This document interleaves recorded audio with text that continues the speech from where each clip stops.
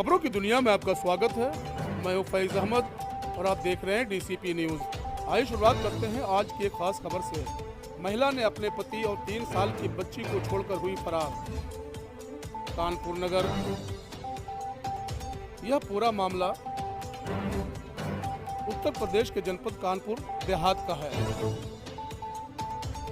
जहां एक महिला ने अपने पति और अपने 3 साल के मासूम बच्ची को छोड़कर किसी के साथ फरार हो गई।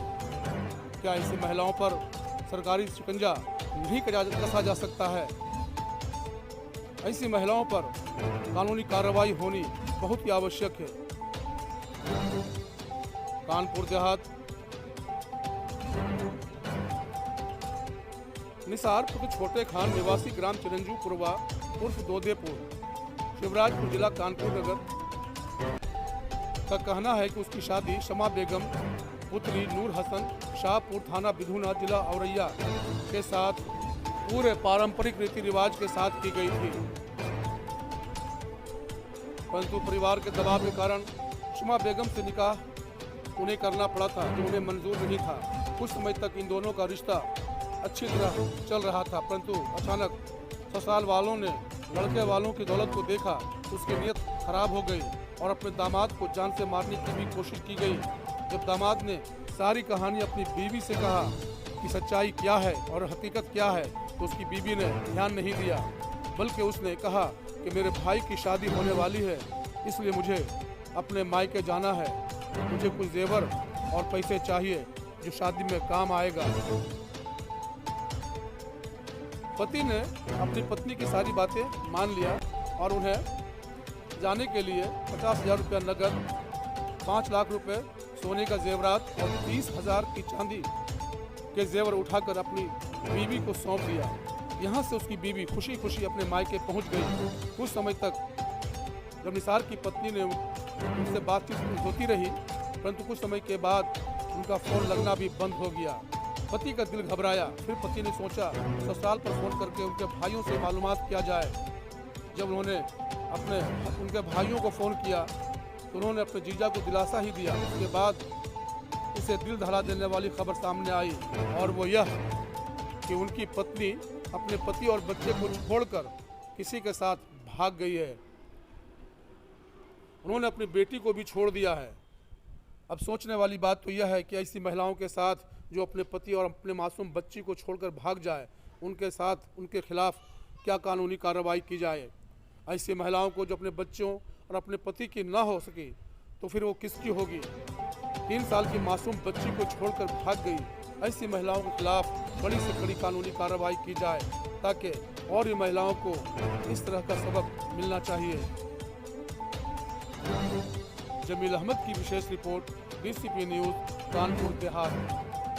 क्या नाम है आपका? निसार। पिताजी का? छोटे खां। कहाँ के रहने वाले हैं? चिरंजीपुरवा उर्फ दोदेपुर, पोस्ट थाना शिवराजपुर, जिला कानपुर, क्या मामला है? तहसील बिल्लौर। क्या मामला है आपका? मामला ये है कि मेरी पत्नी आज 5-6 महीने पहले मुझसे बोली भाई के यहाँ शादी है, मैं जाऊंगी, मुझे पूरा जेवर दीजिए। भाई ने कुछ मदद के लिए मांगा है तो कुछ मुझे नकदी दीजिए। सोने चांदी के जेवर सारे ले गई।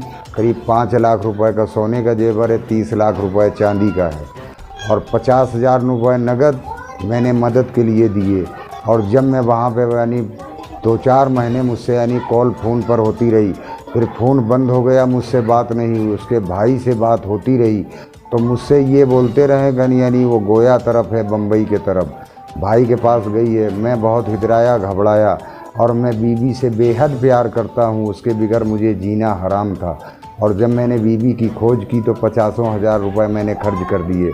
अभी तक बीवी का पता न लगा।